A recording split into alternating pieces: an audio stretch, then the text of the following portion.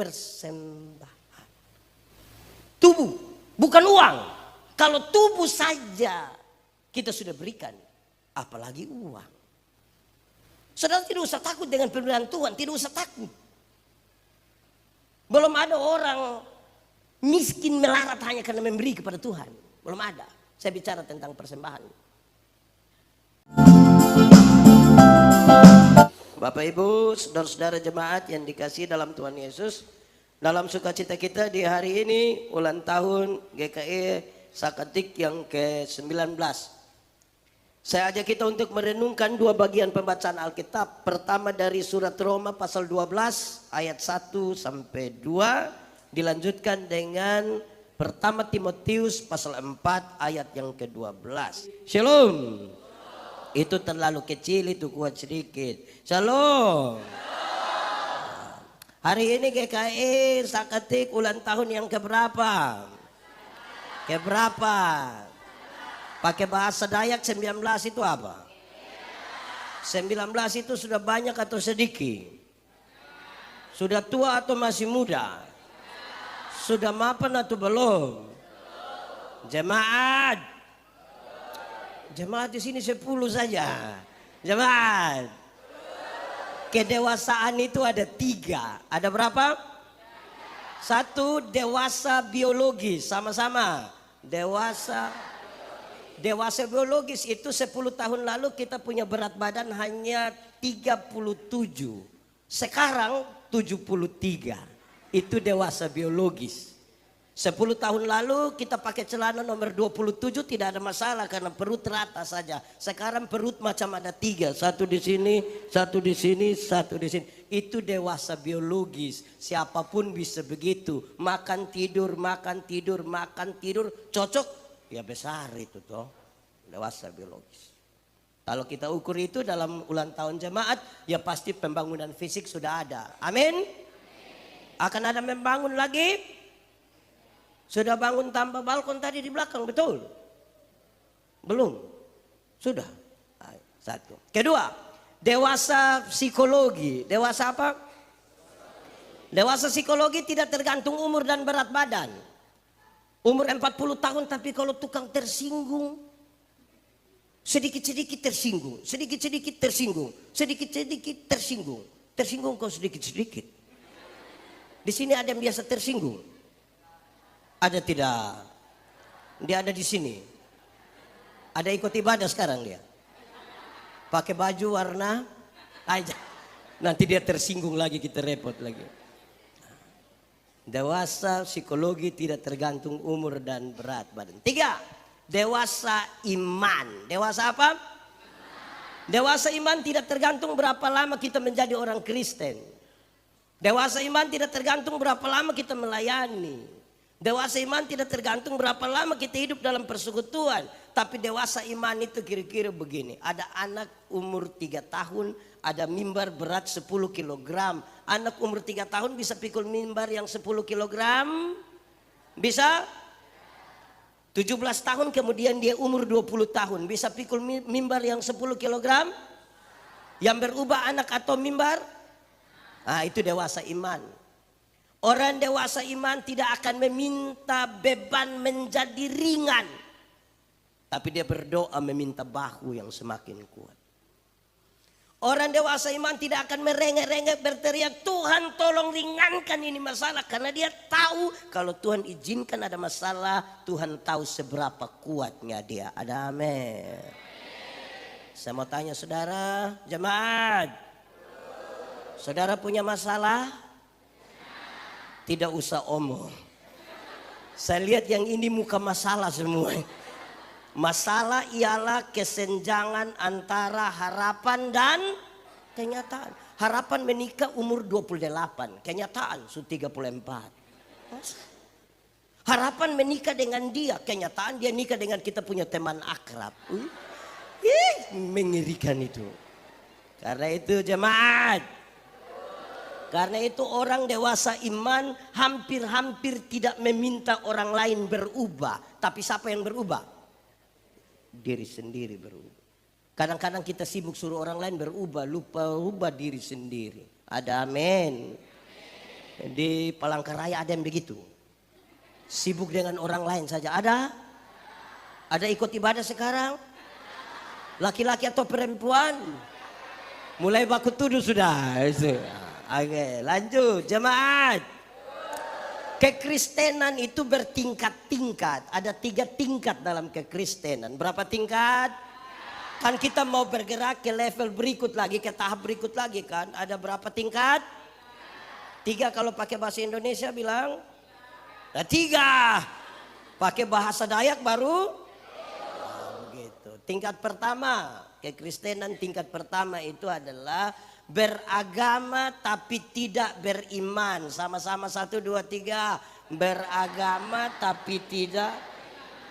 Untuk baptis dia subaptis. Ulang-ulang lagi malah. Untuk sidi sudah. Untuk semua sudah. Tapi beriman belum tentu. Di Indonesia agama masuk dalam struktur berbangsa bernegara. Di KTP kan harus tulis agama. Akhirnya semua orang menjadi beragama. Mau jadi ASN harus beragama. Mau jadi polisi harus beragama. Mau jadi pendeta harus beragama. Semua orang menjadi beragama. Tapi beriman belum tentu. Jemaat. Kalau tangan kanan gatal artinya. Tangan kanan gatal artinya. Yakin dan tidak pedoi. Itu di mana yang ajar itu? Kalau tangan kanan gatal artinya dapat uang, orang Koreng itu pasti kaya raya. Karena itu bukan tangan kanan saja yang gatal, semua gatal habis itu. Jemaat, Alkitab kasih tahu satu-satunya cara untuk dapat berkat adalah kerja. Apa? Kerja, bukan gatal, kerja. Nanti dapat berkat. Ya. Jemaat, saya tidak tahu di Palangkaraya kan, saya baru pertama kali datang ke sini, tapi saya tanya saudara, ada semacam keyakinan tertentu. Kalau keluar dari rumah jalan agak jauh, kiri kanan sudah tidak ada rumah-rumah lagi, tidak ada toilet lagi, tiba-tiba rasa BAB. Buat apa? Ambil apa? Ambil batu berapa? Ambil batu berapa? Saudara yakin kalau pakai batu itu persoalan BAB selesain? Bayangkan ini Kristen semua ini.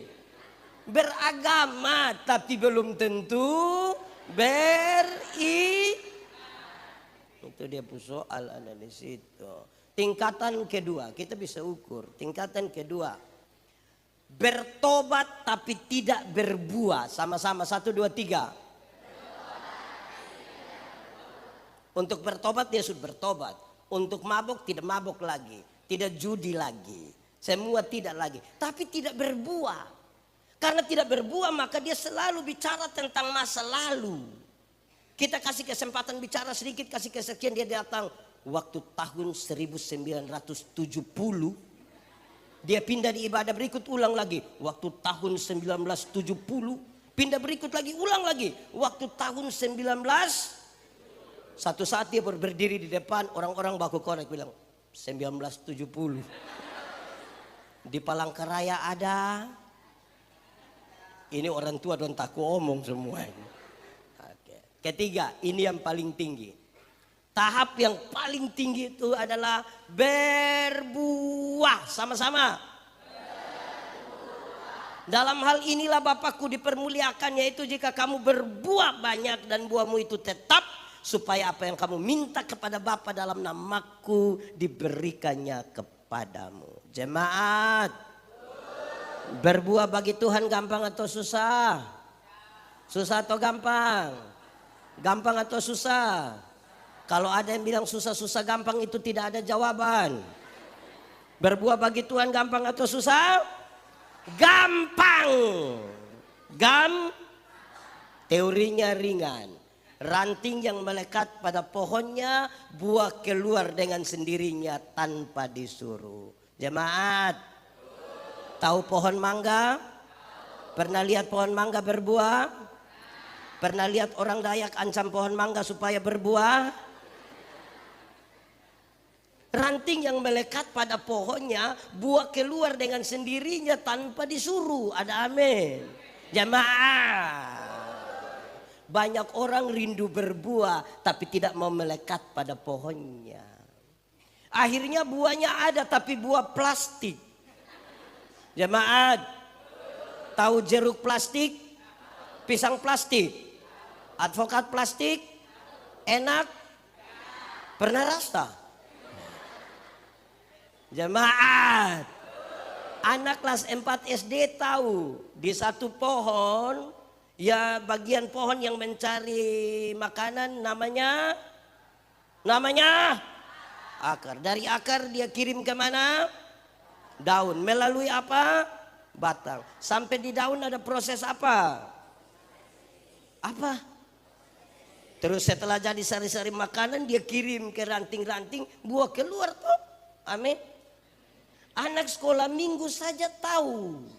Anak sekolah minggu tahu. Yesus pokok dan yang lain tidak tahu ini lagu. Saudara tidak tahu ini lagu. Lalu kenapa suruh saya solo? Sambil tepuk tangan 3, 4. Yesus pokok dan tinggallah di dalam. Lebih kuat Yesus. Yesus pokok dan tinggallah di dalam. Lebih kuat lagi Yesus. Dan kitalah caranya, tinggallah di dalamnya. Pasti kau akan apa? Kan hanya begitu. Anak sekolah minggu juga tahu kan? Ranting melekat pada pohonnya, buah keluar dengan sendirinya tanpa disuruh. Sudah berbuah? Kenapa suara hilang? Ada sakit. Nah itu di bagian awal saya perlu sampaikan, kan kita mau bergerak ke tahap berikutnya. Tapi definisikan kita ada di tahap apa, jemaat. Lalu kita baca teks yang pertama itu Roma pasal berapa? Pasal berapa? Ayat berapa? Sampai berapa? Oke. Dia kasih tahu persembahan sama-sama. Persembahan itu kata dasarnya sembah. Apa? Bukan sumbang. Dalam gereja, dalam tata ibadah kita, bagian pemberian itu namanya persembah. Bukan persumbangan.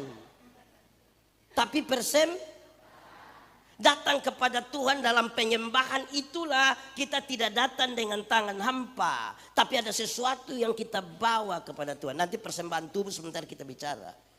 Tapi ini tentang apa yang kita bawa kepada Tuhan. Datang dalam penyembahan. Jemaat. Waktu kita bicara tentang penyembahan yang benar itu kita bicara tentang menyembah Tuhan dalam roh dan jemaat. Roh itu lawannya kedagingan. Roh itu lawannya. Saudara tidak bisa datang menyembah Tuhan dalam kedagingan. Yang biasa pilih-pilih pendeta itu. Di sini ada yang biasa pilih-pilih pendeta. Kalau dia baca, oh ini yang pimpin. Ibadah ketiga saja. Ini setan yang pimpin. Di Palangkaraya ada begitu. Ada di sini dia. Anak muda atau orang tua itu. Kedagingan. Saudara tidak bisa datang menyembah Tuhan dalam kedagingan. Tidak bisa. Roh. Yang kedua, kebenaran itu lawannya adalah Jemaat. Tahu munafik? Coba angkat tangan yang munafik. Tidak ada. Orang di sini jujur-jujur semua. Tepuk tangan dulu, ini orang jujur semua. Itu sudah naik level itu kalau jujur-jujur semua. Hai jemaat.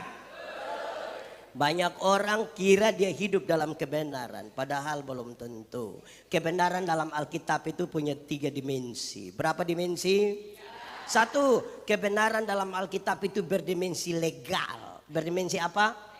Legalitas, ikut aturan. Semua bentuk pelanggaran terhadap aturan Tuhan tidak setuju. Tuhan tidak mau orang hidup benar itu ikut aturan. Amin. Ini persis seperti kalau kita naik motor. Tahu motor? Pernah naik motor? Siapa punya motor? Sendiri punya? Sudah lunas? Ya memang perlu kasih lunas, kasihan itu yang jual itu. Kalau naik motor, SIM ada, STNK ada, lampu-lampu ada, kaca spion ada operasi lalu lintas di jalan situ. Berani masuk? Berani, kan kita ikut aturan. Tapi coba kalau SIM tidak ada, tidak pakai helm, STNK tidak ada, lampu-lampu tidak ada, kaca spion tidak ada, operasi lalu lintas di situ, berani pergi? Kenapa tidak berani? Tapi kan saudara punya om polisi kan? Kalau ada SIM, STNK ada, lampu-lampu ada, kaca spion ada, lengkap-lengkap, operasi di situ, kita pergi. Sampai di situ polisi tidak tahan, kita putar kembali. Polisi bilang, kenapa kau putar? Pak, tolong tilang saya. Karena ikut aturan. Yang suka langgar aturan itu yang dia jalan. Orang kalau datang kantor, di sini ada yang sudah kerja kantor. Kerja di kantor, bukan kerja kantor. Sudah ada yang kerja di kantor. Rata-rata masuk kantor jam berapa? 4:30. Masuk kantor jam berapa? Jam berapa? Jam 8.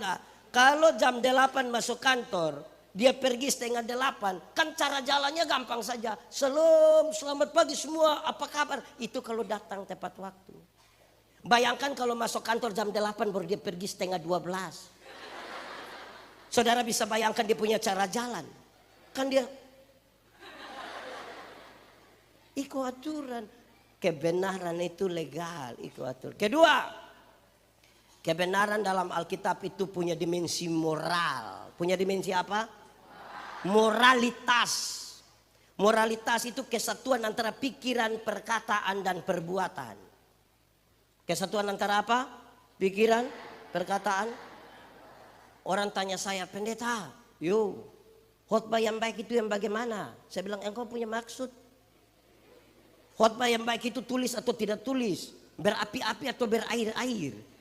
Saya bilang, khotbah yang baik bukan soal tulis atau tidak tulis. Bukan soal berapi-api atau berair-air. Khotbah yang baik ialah bicara apa ya buat itu sudah. Jangan omong lain, buat. Ada yang lebih parah lagi. Pikir lain, omong lain, buat lain. Hasilnya kelainan. Jadi kalau saudara ketemu orang kelainan itu kan tidak sinkron semua. Di Palangkaraya ada kelainan dia. Ketiga, kebenaran dalam Alkitab itu punya dimensi sosial. Punya dimensi apa? Sosialitas. Sosialitas itu artinya kepekaan. Untuk turut mengambil bagian dalam penderitaan orang lain. Solidaritas. Kenapa saya harus solider dengan seseorang? Karena Tuhan Allah lebih duluan solider dengan saya. Hendaklah kamu saling mengasihi. Karena Tuhan lebih dahulu mengasihi kamu. Amin. Jemaat. Pernah belanja di swalayan? Pernah tawar di swalayan? Kenapa tidak berani tawar di swalayan? Di situ tertulis 99.900, ambil 100.000 dia kasih. Orang kasih kembali permen 1 yang kau dapat saja, jangan ukur saya. Pemilik swalayan orang kaya atau orang miskin? Saudara lihat, beli di orang kaya tidak tawar. Tapi kalau pagi-pagi ada oma-oma jual sayur, itu oma susah sekali. Mungkin pulang jual sayur dia sudah mati. Itu tawar atau tidak? Oh, tahu juga. Itu tawar itu mengerikan. Dia tanya oma, sayur berapa? Oma senang ini, 3.000. Dia sengaja kaget, 3.000. Boleh 9.000. Kadang-kadang tambah satu kalimat di belakang. Boleh 9.000, Oma tanam sendiri juga. Itu kalau saya jual saya bilang bawa gratis saja. Kau bawa gratis, saya tilus tawar-tawar begitu. Jemaat, mulai besok tawar sayur itu kebalik dari itu. Tanya dia, Oma sayur berapa? 3.000. Maaf, boleh 3.000? Kalau besok sampai ada sayur, ada orang tawar sayur begitu 3.000 jadi 3.000, hanya 3 kemungkinan. Kemungkinan pertama itu orang punya solidaritas sosial yang sangat kuat, sangat hebat, pantas ditiru, pantas dipuji. Tapi yang kedua mungkin makam puji itu. Atau mungkin yang ketiga gila dia itu. Kita tentukan saja kita di mana. Itu kebenaran begitu. Baik, jemaat. Menyembah Tuhan dalam roh dan kebenaran itu dalam gereja, kalau kita mau naik sedikit di level itu diskusi yang sangat kuat antara Tuhan Yesus dengan perempuan di sumur Yakub dalam Yohanes 4. Nenek moyang kami menyembah Tuhan di Gunung Gerisim, tapi kamu menyembah Tuhan di Bait Allah di Yerusalem. Tuhan Yesus bilang, Allah itu roh. Akan tiba waktunya dan sudah tiba waktunya kamu akan menyembahnya dalam roh dan kebenaran. Bukan lagi di Gerisim atau bukan lagi di Bait Allah di Yerusalem. Tidak bisa ada lagi tembok-tembok gereja yang membatasi Tuhan ada di sini sehingga siapa butuh Tuhan datang ke sini. Tidak. Allah itu roh, kamu akan menyembahnya dalam roh dan kebenaran. Bagaimana menjelaskannya? Ada 3 hal. 1, menyembah Tuhan dalam roh dan kebenaran itu sebuah sikap iman, bukan reaksi emosional. Sikap, bukan reaksi emosional. Sikap iman itu kira-kira begini. Ada orang punya suami meninggal. Ibu-ibu, di sini tidak ada ibu-ibu. Ini SMP semua ini. Ibu-ibu, kalau suami meninggal sedih atau tidak? Saya rasa ibu-ibu kurang sedih ini. Ada sedih, orang punya istri sedih kan suami meninggal. Toh? Terus dia bertanya, apa yang saya imani tentang kematian? Waktu dia bertanya tentang apa yang saya imani tentang kematian, dia temukan jawaban. Yang saya imani, yang saya baca dalam Alkitab, kematian bukan akhir dari segala sesuatu. Kematian adalah tempat di mana kita diubah dari tubuh yang dapat binasa kepada tubuh yang tidak dapat binasa, supaya kita dapat bersama-sama dengan Kristus dalam kekekalan di surga. Berdasarkan keyakinan iman itu dia menyanyi, sabar dalam susah sukarmu, sabar Tuhan ada sertamu, sabar. Sabar apa berikuat. Jadi setiap kali dia ada masalah dia bertanya, apa yang saya imani? Itu sikap iman.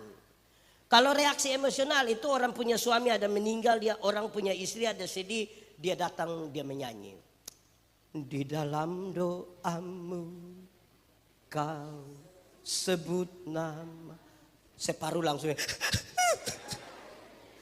Di interlude-nya suruh anak kecil satu baca puisi dengan judul Ditinggal Ayah. Sedih kok tidak? Semua menangis kan? Terus saudara kira itu roh bekerja? Orang sudah kedinginan, jangan celup lagi dia di dalam kolam. Saudara suka kasih sedih-sedih orang ini.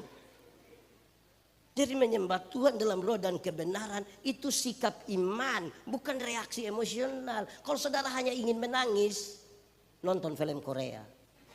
Sudah bisa untuk menangis itu. 1.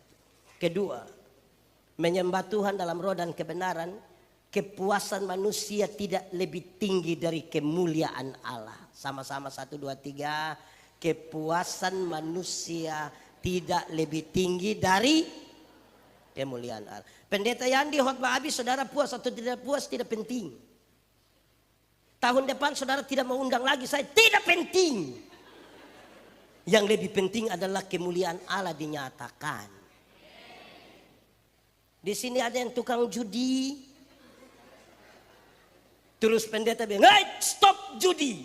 Dia setuju atau tidak? Tidak setuju. Tidak penting kan? Yang lebih penting kemuliaan Allah dinyatakan. Kepuasan manusia tidak lebih tinggi dari kemuliaan Allah. Banyak jemaat itu bergereja cari kepuasan, bukan cari kemuliaan.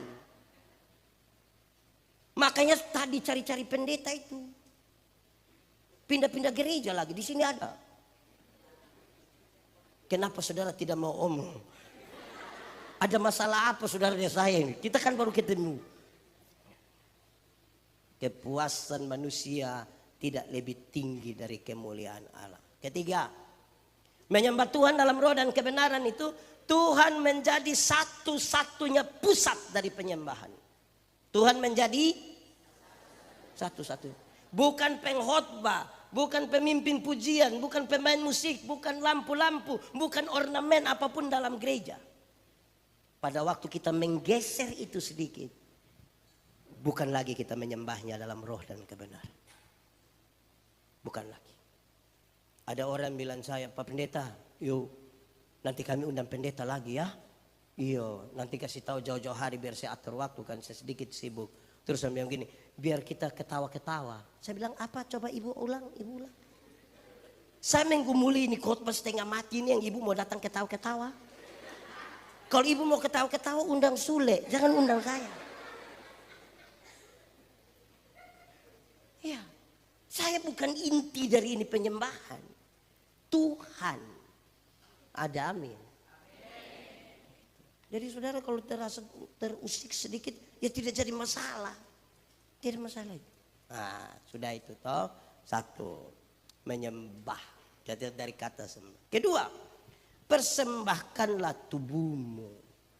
Ada satu waktu saudara-saudara, Tuhan Yesus diberi sebuah pertanyaan. Pertanyaan ini gampang jawabannya tapi resikonya berat. Ketika Yesus diberi pertanyaan ini, boleh bayar pajak kepada kaisar atau tidak? Pertanyaan itu kan jawabannya gampang kan? Resikonya besar. Kalau Yesus jawab, boleh bayar pajak kepada kaisar, maka ribuan orang pengikut Yesus akan meninggalkan Yesus karena pajak waktu itu terlalu mahal. Tapi kalau Tuhan Yesus bilang tidak boleh bayar pajak kepada kaisar, maka dia dianggap memprovokasi masyarakat untuk melawan pemerintah. Pasti dia ditangkap. Tuhan Yesus bilang begini, "Tunjukkanlah kepadaku koin untuk pembayaran pajak itu." Tuhan Yesus bertanya, "Gambar dan tulisan siapa ini?" "Kaisar." "Berikanlah kepada kaisar apa yang wajib kamu berikan pada kaisar, dan berikanlah kepada Tuhan apa yang wajib kamu berikan pada Tuhan." Itu bukan soal perpuluhan. Itu bukan soal persembahan yang sebentar saudara kasih. Gambar dan tulisan apa ini? Kaisar. Karena di sini ada gambar dan tulisannya, kasih dia, kasih dia. Tapi Alkitab dengan sangat luar biasa mencatat, tapi kamu adalah gambar dan tulisan Allah. Berikan uangmu pada kaisar, tapi berikan dirimu kepada Tuhan dan bukan uangmu. Supaya jangan ada orang bilang, "Pak Pendeta, saya memang tidak ke gereja Bapak, tapi saya punya persembahan pergi." Ah, di surga tidak ada kios jual Indomie. Kita tidak sementara kumpul uang buat kios di surga. Tubuh ini yang dipersembahkan kepada Tuhan. Ada amin. Nanti sebentar kita bicara bagaimana tubuh yang dipersembahkan kepada Tuhan. Supaya kita tahu bahwa jangan sampai kita sibuk melayani tapi kita tidak memberi persembahan diri pada Tuhan. Gitu kira-kira. Kan kita mau naik level sedikit. Itu soal persembahan. Tubuh, bukan uang. Kalau tubuh saja kita sudah berikan, apalagi uang. Saudara tidak usah takut dengan pemberian Tuhan, tidak usah takut. Belum ada orang miskin melarat hanya karena memberi kepada Tuhan. Belum ada. Saya bicara tentang persembahan. Saudara-saudara, kami pendeta-pendeta, saya bicara di beberapa tempat di mana, di Kota Mubagu, di Perigi Motong. Saya bilang begini, kami pendeta-pendeta ini hidup oleh Tuhan dari persembahan jemaat. Tapi kami terpelihara hingga hari ini. Kalau persembahan itu dalam rupa uang, Yang paling banyak masuk ini bukan uang merah. Yang gambar proklamator itu. Yang paling banyak masuk itu yang gambar Patimura. Pejuang. Pejuang. Kenapa Patimura itu? Dia taruh dia pedang begini. Karena ada yang kucak-kucak begini. Sampai-sampai itu pedang mau patah itu Patimura. Tapi kami hidup hingga hari ini. Amin. Terus takut. Ada orang tua satu dia kasih persembahan, dia lipat di tangan. Saya bilang, Bapak, kenapa sampai itu tangan macam begitu?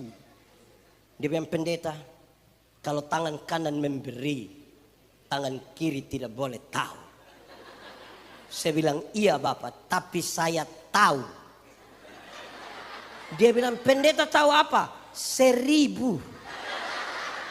Makanya begini. 100 tidak mungkin begini. Begini. Sudah begini lagi bisa saja pakai sengaja batok lagi. Jadi duluan persembahan tubuh ini itu, persembahan diri ini tuh kepada Tuhan tuh. Amin. Jemaat. Saya melayani di pedalaman NTT di Pulau Selatan dulu kira-kira 5 tahun. Kalau pulang di musim timur kami naik kapal feri itu gelombang cukup besar. Mengerikan itu gelombang. Kalau gelombang sudah begini mereka datang cari pendeta. Boleh kita ibadah. Di darat tidak ibadah Bapak. Di laut kami ibadah. Di bagian persembahan itu kami tidak pakai tangguh persembahan yang merah-merah itu. Di mana itu? Kami tidak pakai. Pertama karena memang tidak ada. Kedua, kami harus pakai dos yang besar itu. Dos. Kenapa harus dos? Ibadah di laut itu, kalau laut sementara bergelora di bagian persembahan, yang bawa dos itu datang, sekali isi tangan di dalam saku ini, dapat berapa saja semua langsung masuk. Tidak lewat otak. Beda kalau ibadah di darat. Beda atau tidak? Beda atau tidak? Beda. Termasuk yang sebentar ini. Yang bawa persembahan datang kita taruh tangan dalam saku begini. Macam agak lama begitu. Terus mata 2-3 kali putar-putar. Ini mata macam ada firasat itu. Terus dia ambil persembahan, dia taruh begini. Yang bawa persembahan sudah lewat baru dia kaget. Kenapa? Saya isi yang merah tadi. Menyesal. Jemaat, pernah salah isi? Pernah salah isi? Wih, itu macam bagaimana kalau kita salah isi? Pendeta Yandi pernah mengalami 2 kesalahan isi. Rencana isi 10.000, ternyata yang terisi 100. Wih, macam menyesal saya tuh. Saya kira menyesal sekali. Jemaat, pernah ada yang datang di gereja singgah di kios? Pernah atau tidak? Pernah? Itu singgah di kios untuk apa? Tukar kasih besar? Ada harus begini. Kedua, saya punya masalah kedua. Pernah alami ini, mengerikan saya alami ini. Kedua, satu saat seperti tadi begitu, saya turun pesawat, harus langsung pimpin ibadah. Mereka bilang Pak Pendeta yang tidak bisa lambat, harus langsung pimpin kan jemaat sudah menunggu. Saya ambil toga, saya langsung pakai bagian persembahan, saya ambil langsung isi, santai-santai, selesai. Selesai ibadah kami duduk-duduk minum kopi begini. Saya coba taruh tangan dalam saku. Kok ada kertas macam uang. Saya coba kasih keluar. Ini persembahan yang saya mau kasih tadi. Lalu tadi yang saya isi apa? Yang tadi sempat masuk itu apa? Baru saya ingat yang masuk itu boarding pass. ada saya pun nama lengkap lagi di sini. Nama jelas dengan gelar. Makanya persembahan itu tolong dipersiapkan. Amin kok. Berikan yang terbaik toh bagi Tuhan toh. Ada amin. Nah, itu dari segi persembahan. Ini yang menyanyi dong, ini juga bagus. Baik kalau menyanyi toh. Ada orang tahu menyanyi tapi tidak mau menyanyi di gereja. Nanti pendeta tanya dari mimbar, ada paduan suara vokal grup? No. Tapi kalau ada informasi bahwa Ketua Majelis Sinode GKE dan Gubernur Kalimantan Tengah akan beribadah bersama-sama di GKE Sakati. Solo dia, duet dia, paduan suara dia, tari-tarian. Di sini ada begitu. Ini tepuk tangan apa? Jadi beri persembahan yang terbaik lah tuh bagi Tuhan tuh. Ya kita mau naik level sedikit nih. Di sini ada. Jangan tunjuk. Oke, baik. Jemaat. Kamu berubahlah oleh pembaharuan budimu. Nanti kita bicara dia secara teknisnya nanti di pembacaan yang kedua. Tapi saya ingin bilang, Tuhan memanggil kita itu untuk menjadi berkat.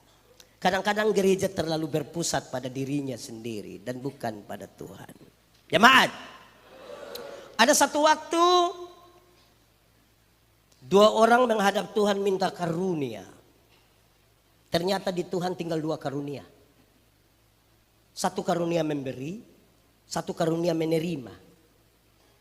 Orang pertama dia cepat-cepat ambil karunia menerima. Tinggal karunia. Orang kedua garuk-garuk kepala dia ambil karunia memberi. Lewat 20 tahun kemudian mereka ketemu di satu perapatan jalan. Di lampu merah itu.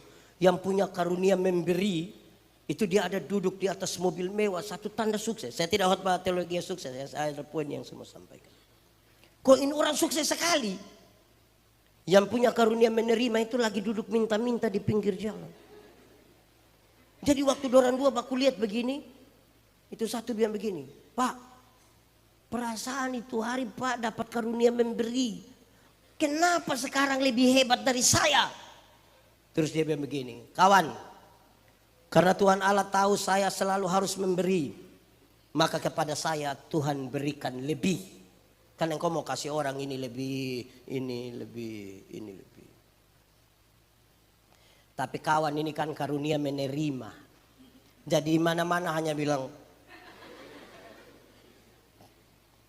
Saya tidak tahu kita di sini lebih banyak karunia apa. Tidak usah omong. Renungkan saja. Memberi. Tuhan pakai kita. Kita menyanyi. Oh Tuhan. Pakailah selagi apa? Bila apa?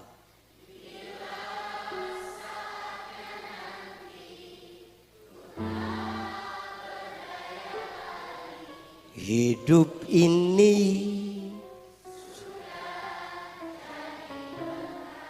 jemaat. Akan ada satu waktu saudara tidak berdaya lagi. Mungkin karena umur, mungkin karena sakit, mungkin karena kecelakaan. Saudara tidak berdaya lagi. Tapi ketika orang bercerita tentang saudara, orang bilang begini. Itu orang biar sudah begitu, tapi sudah jadi berkat. Jangan dari berdaya sampai tidak berdaya, tidak pernah jadi apa-apa. Hanya jadi beban saja. Lama-lama dia baru muncul di situ, orang-orang baku korek. Beban masuk. Hidup itu jadi berkat sedikit. Di sini ada hanya jadi beban. Ada. Boleh tunjuk. Hidup itu jadi berkat sedikit. Jangan kita. Tiap-tiap orang itu punya berkat sendiri-sendiri. Amin. Dan tiap-tiap orang punya masalah sendiri-sendiri. Kadang-kadang kita punya mata terlalu melihat pada orang lain punya berkat sampai lupa tahu bahwa kita juga diberkati. Kita fokus pada orang lain punya berkat. Lama-lama orang lain yang beli kulkas, kita yang kedinginan. Barangkali kita akan beku. Kita juga diberkati. Aku diberkati sepanjang. Dari mana? Bila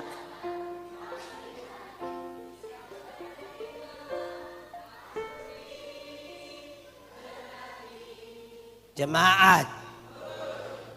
Kadang-kadang ini jemaat orang tidak tahu lagu.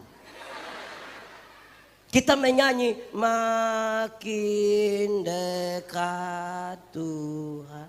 Separuh tidak menyanyi dong begini.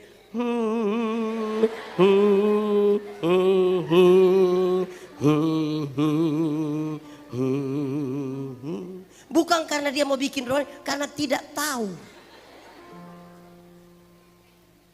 Lagu rohani tidak tahu, tapi kalau itu lagu yang jang balik tidak usah lanjut lagi itu. Gitu saudara-saudara. Jangan hanya lihat orang lain, nanti kita iri Di sini ada yang biasa iri hati. Ada.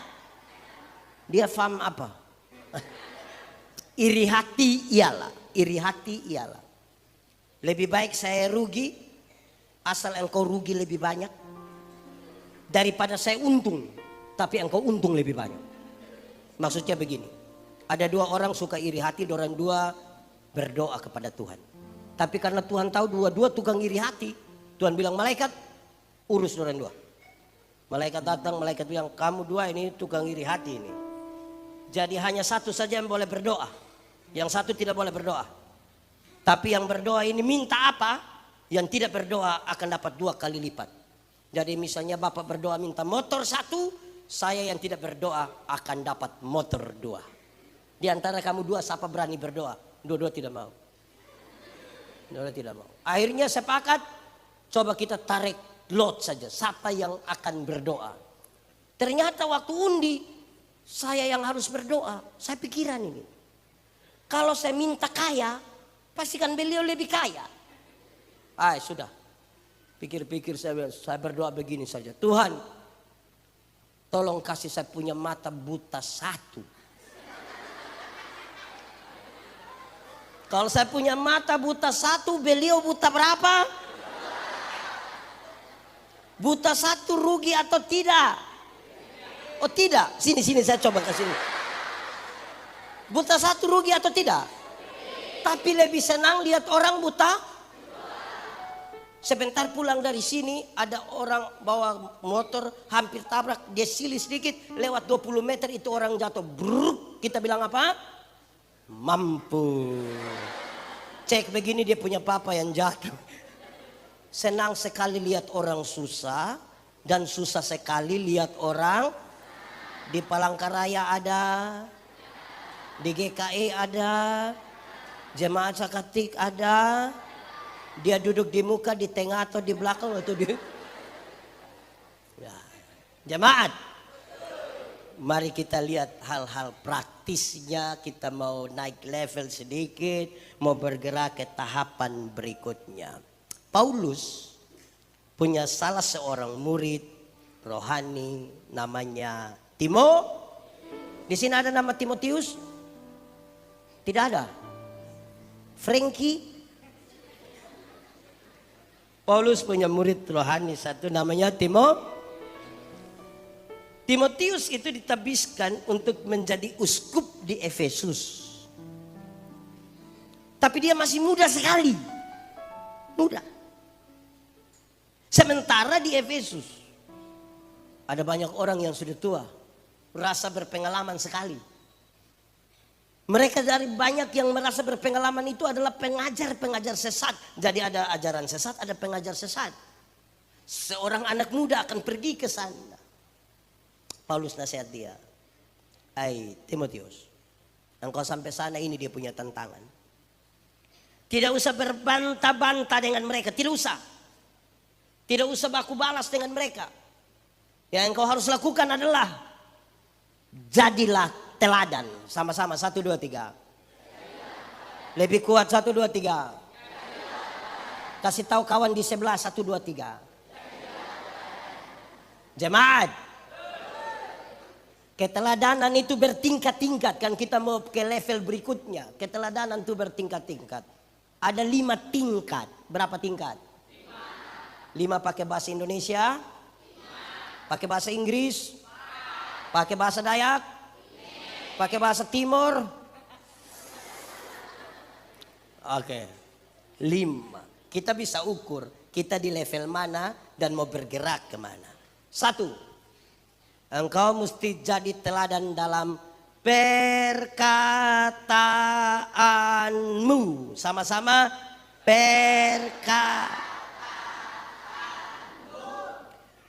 kata-kata dari orang-orang Kristen itu harus kata-kata yang terukur. Yang melewati proses berpikir yang baik. Melewati proses beriman yang baik. Baru dia boleh berbicara satu kali. Tuhan menciptakan manusia. Ada 2 mata. Ada berapa telinga? Ada berapa mulut? Ulang. Berapa mata? Berapa telinga? Berapa mulut? Ada banyak maksudnya. Salah satunya adalah lihat 2 kali, dengar 2 kali. Bicara berapa kali? Lihat ulang-ulang, dengar ulang-ulang, bicara berapa kali? Karena ada banyak orang tidak ada mata, tidak ada telinga, tapi dia punya mulut 7. Tidak tahu apa-apa, bicara macam tahu-tahu. Itu yang bikin kacau gereja itu di situ. Yang bikin kacau ini negara Republik Indonesia itu yang tidak tahu apa-apa tapi bicara macam di sini ada. Kata-kata yang keluar dari mulut orang Kristen itu terukur. Karena itu pesannya gampang saja, pesannya gampang. 1, mulut orang Kristen tidak boleh tipu. Tidak boleh. Jemaat, tipu boleh atau tidak? Tipu boleh atau tidak? Kalau untuk kebaikan kita tipu sedikit boleh? Apa? Tidak ada tipu untuk kebaikan, tipu itu tipu. Satu tipu itu bisa melahirkan tipu baru. Bapak, kenapa tidak ke gereja? Perasaan dengan pendeta tanya, dia bilang saya sakit pendeta. Ini tipu ini. Ketemu istrinya kita bilang ibu, bilang bapak ada sakit. Karena ibu tidak tahu, ibu bilang tidak, ada baik-baik itu. Kita ketemu dia, kita bilang bapak, ibu bilang bapak tidak sakit. Terus dia bilang sebenarnya saya sakit tapi belum kasih tahu ibu. Satu tipu melahirkan tipu baru. Alkitab bilang bapa dari segala penipu ialah iblis. Jadi pada waktu kita tipu kita punya bapa nama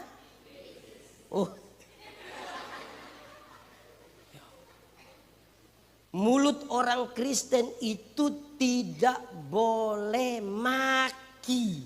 Tidak boleh apa? Di sini ada yang biasa maki-maki. Dia ada di sini. Aduh itu orang. Jemaat. Maki ialah mengeluarkan barang-barang yang tidak perlu dikeluarkan. Itu barang diam-diam di situ kita omong supaya kenapa? Kalau ada anak kecil dia maki tanpa kita setuju kita masih bisa terima. Kan itu anak tidak mengerti toh. Anak kecil itu kalau dia mandi habis biar dia tidak pakai apa-apa. Papa mama punya tamu ada. Biar dia tidak pakai pakaian dia bisa keluar. Kan dia tidak mengerti. Betul kok tidak? Tapi coba dia punya bapak coba. Mandi habis begitu orang ada latihan-latihan menyanyi baru dia keluar. Hai besti. Tidak bisa. Tidak bisa. Dari yang tukang maki-maki itu stop sudah. Amin kok. Ketiga, mulut orang Kristen itu tidak boleh membuli. Tidak boleh membuli. Di sini ada yang biasa bully orang. Itu jelas itu ya. Kadang-kadang ada teman satu kulit hitam sedikit kita ganti dia punya nama. Black.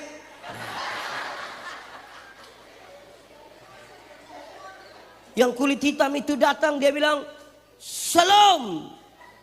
Terus yang biasa bully itu dia bilang Suara ada tapi orang di mana? Ini bully ini tidak bisa. Ini anak muda dong, ini anak-anak muda ini. Aduh, repot sekali. Tidak boleh ya. Amin kok. Jemaat. Kreativitas itu boleh saja, tapi kreativitas dibangun di atas hal yang benar. Ada satu mikrolet di Kupang. Ada tulisan di samping pintu itu. Tulis bilang begini. Kalau mau umur panjang, pura-puralah tuli. Oh, jadi saya bayangkan supaya kalau orang mau bicara apa kita tidak harus dengarkan. Saya bayangkan begitu. Ternyata bukan itu yang dia maksud. Ada lanjutan di bawah, dia bilang begini. Kalau mau umur panjang, pura-puralah tuli. Supaya kalau Tuhan panggil, engkau tidak dengar, engkau jalan terus. Saya bilang manusia macam begini, ini Tuhan tidak panggil.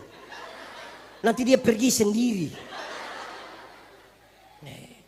Kita ini kadang-kadang ini terlalu bagaimana. Di sini ada yang begitu, yang sudah malas ke gereja lagi, duduk miras lagi di situ. Pendeta tanya, "Hei, ada buat apa?" Perjamuan Bapak.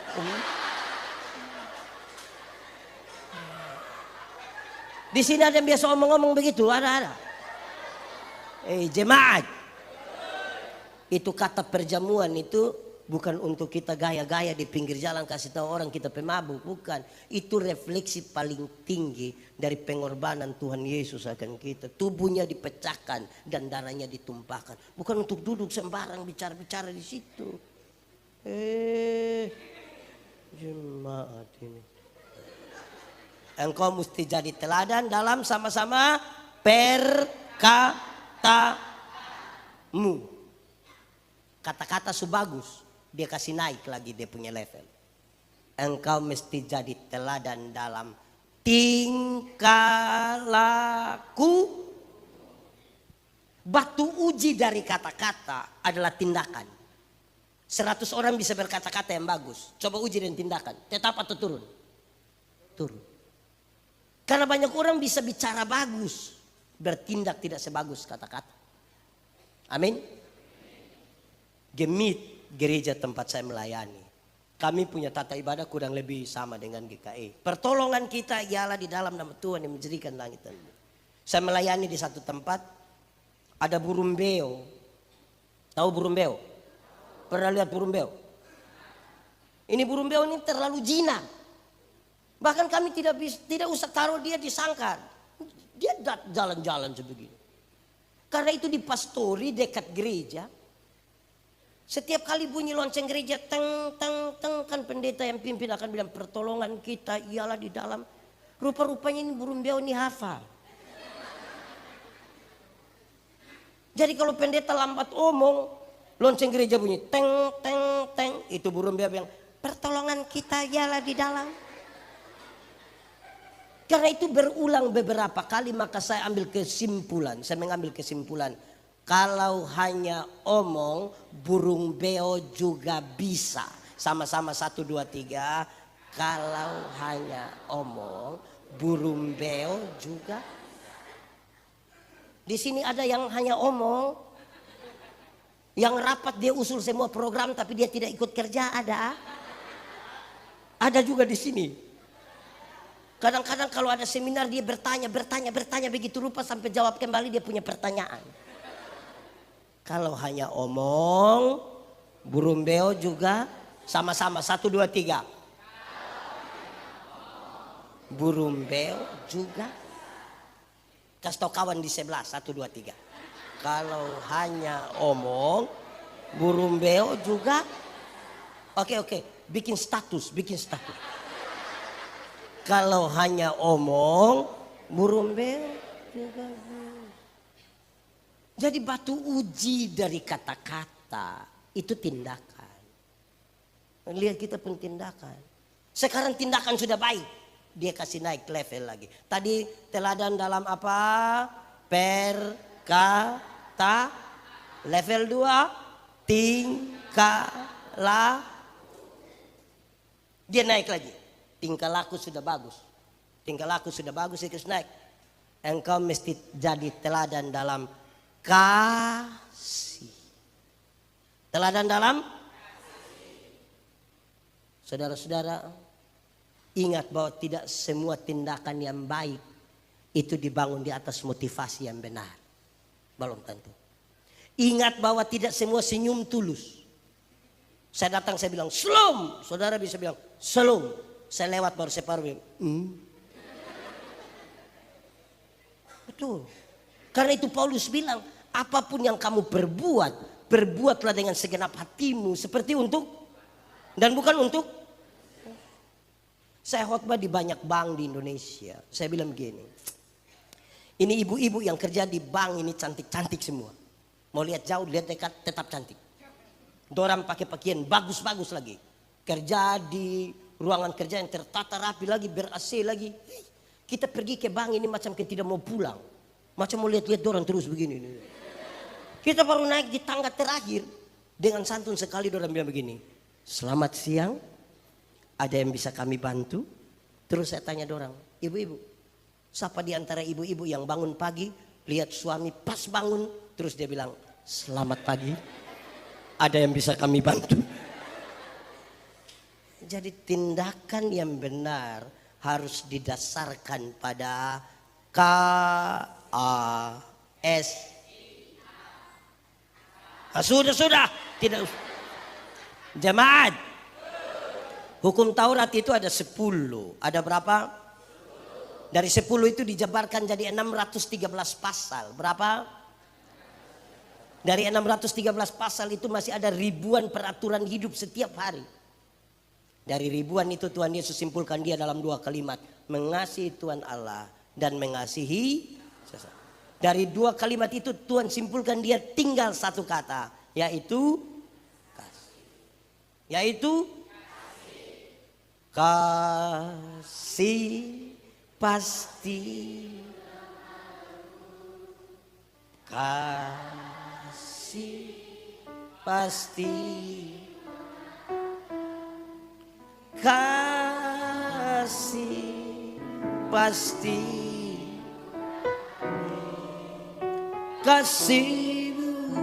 kasihmu Tuhan. Sama-sama. Ajarilah kami ini saling, ajarilah kami ini saling,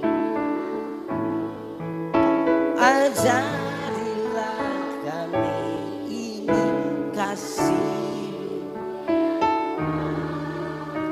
kasihmu kudus tiada.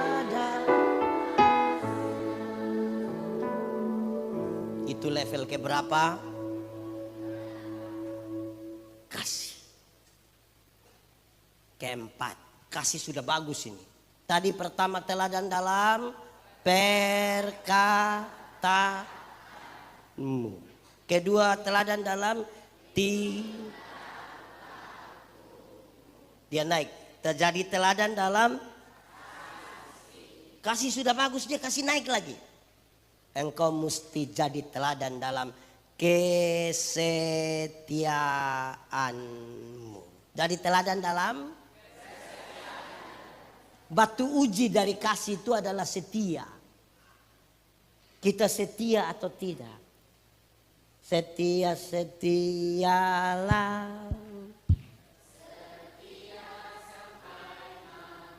Seperti siapa? Seperti Tuhan. Setia sampai kapan?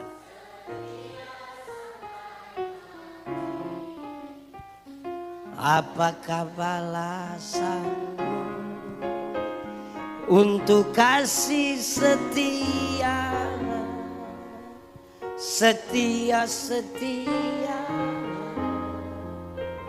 setia. Jemaat, yang ini setia semua.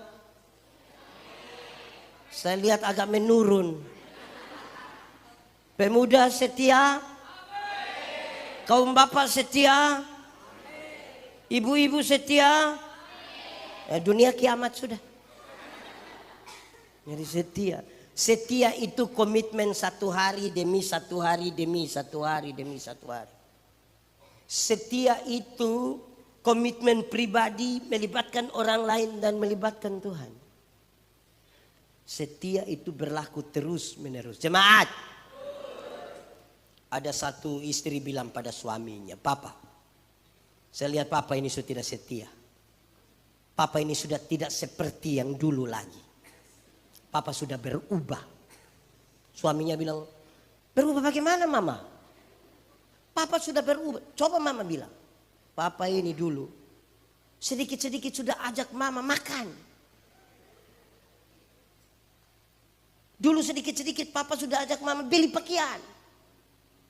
Dulu papa kalau datang tuh langsung bilang, 'Tutup mata sayang, tutup mata, tutup mata.' Bah. Sekarang papa sudah tidak begitu lagi, papa sudah berubah." Terus suaminya bilang begini, "Mama, coba mama pikir baik-baik. Coba mama pikir. Nelayan mana? Nelayan mana yang kalau sudah dapat ikan dia masih buang umpan?" Dia punya istri bilang, "Jadi selama ini papa hanya umpan-umpan mama?" Oh, baik. Malam mau tidur, istri masuk kamar, kunci pintu, kasih mati lampu. Suami datang mau buka pintu, tidak bisa. "Mama, iya, buka pintu." "Tidak." "Mama, yuk buka pintu." "Kau tidur di luar." "Mama, kenapa bikin papa begini? Kita dua kan suami istri, mama jangan buat papa begitu." Istrinya bilang, "Papa, coba papa pikir baik-baik. Coba papa pikir baik-baik. Nelayan mana? Nelayan mana yang mau tidur dengan dia punya ikan?"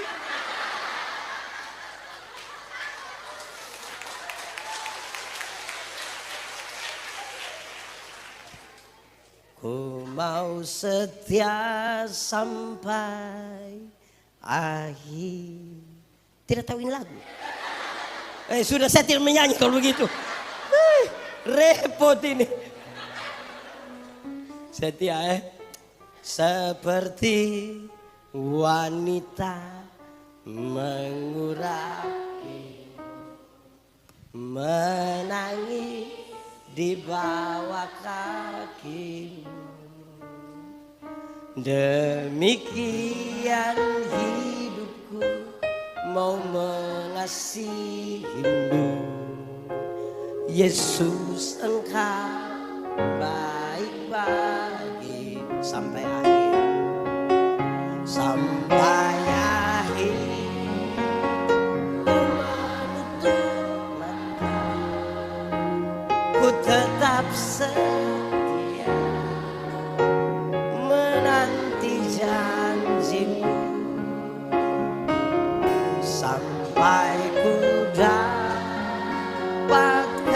mahkota kehidupanku, ku tetap setia melayani.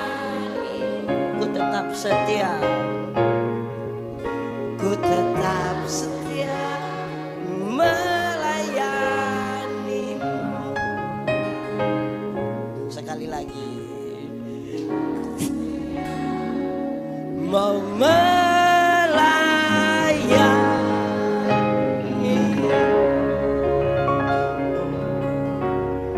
Khotbah belum habis, masih ada tambahan sedikit lagi.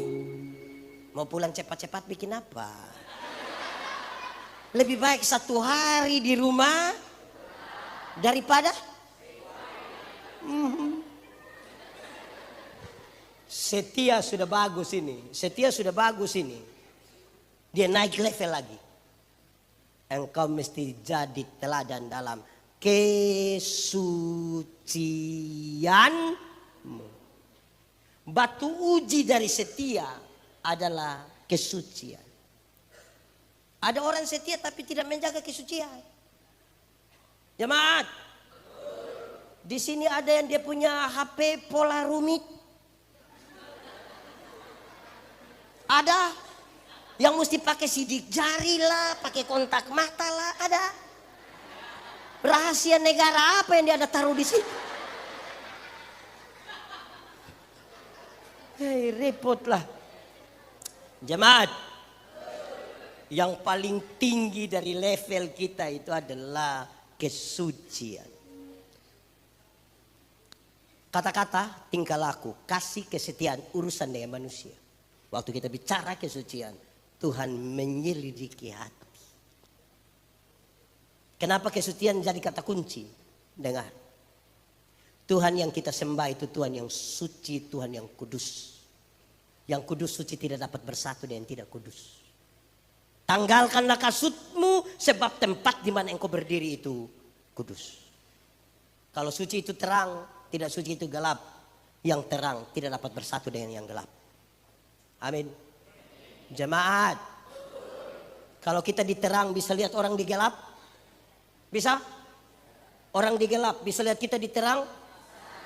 Lalu kenapa kadang-kadang kita sudah diterang kembali ke gelap? Orang diterang biasa pulang ke gelap itu kan dia suka begini, dia suka begini. Apa ini?